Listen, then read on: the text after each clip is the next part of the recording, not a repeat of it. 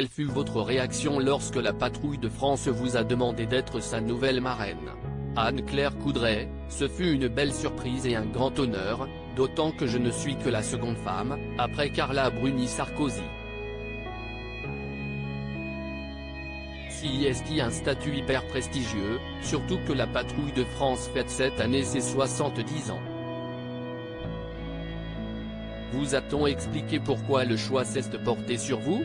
Mon expérience de reporter de terrain, notamment lors de l'opération Serval au Mali en 2013, n'a sûrement pas été étrangère à leur choix. À cette occasion, j'avais noué des liens très forts avec l'armée, en volant avec les militaires qui nous protégeaient lorsque nous étions des cibles privilégiées. On apprend que vous êtes colonel de réserve de l'armée citoyenne. Qu'est-ce ce que cela signifie? Toutes les armes ont ouvert des postes à la société civile, qui offrent un regard extérieur, que ce soit des ingénieurs, des directeurs de musées ou des journalistes. Maintenant, attention, CIST, un titre purement honorifique. En cas de guerre, rassurez-vous, je n'aurai aucune responsabilité opérationnelle. Elle rit. Quel était votre état d'esprit pour votre premier vol? En fait, mon appréhension majeure était la peur de déranger en ne tenant pas le choc des vols.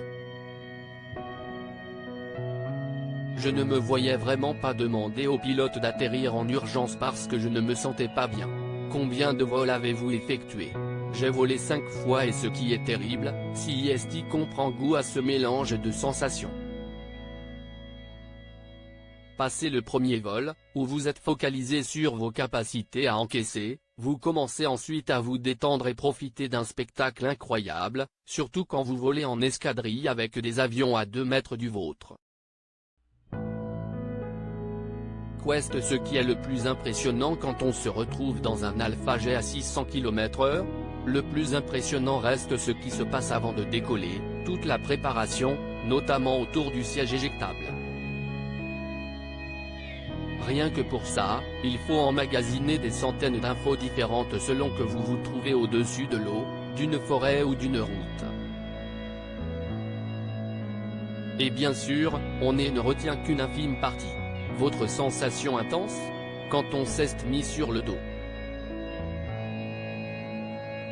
Mais il ne faut pas que ça dure trop longtemps. On perd tous ses repères en découvrant à l'envers les côtes, les reliefs des régions. On se laisse flotter en écoutant la voix du pilote, CIST super apaisant. Avez-vous pu prendre les commandes? On me l'a proposé, mais je ne me sentais pas suffisamment à l'aise avec ça. J'ai préféré m'en tenir à mon simple rôle d'observatrice. Volerez-vous avec la patrouille de France pour le 14 juillet? Non, CIST Esther Lefebvre qui prendra cette place. Moi, je serai en hélicoptère pour un survol de Paris. La pilote, qui officiera aussi comme consultante, sera Sophie Adenau de l'armée de l'air et de l'espace, mais aussi nouvelle astronaute de l'Agence spatiale européenne. Que représente pour vous le 14 juillet? Son véritable écho est celui de mes années de reportage en terrain hostile, auprès des militaires.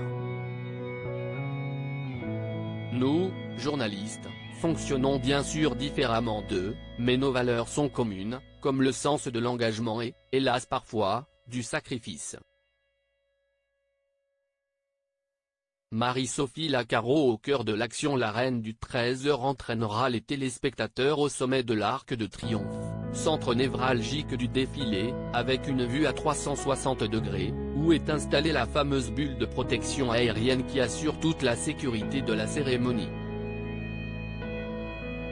Ensuite, place au défi pour la présentatrice, avec les sapeurs-pompiers du Grimpe, groupe de reconnaissance et d'intervention en milieu périlleux. Elle participera à un exercice 100% physique en direct, la descente en rappel de l'Arc de Triomphe.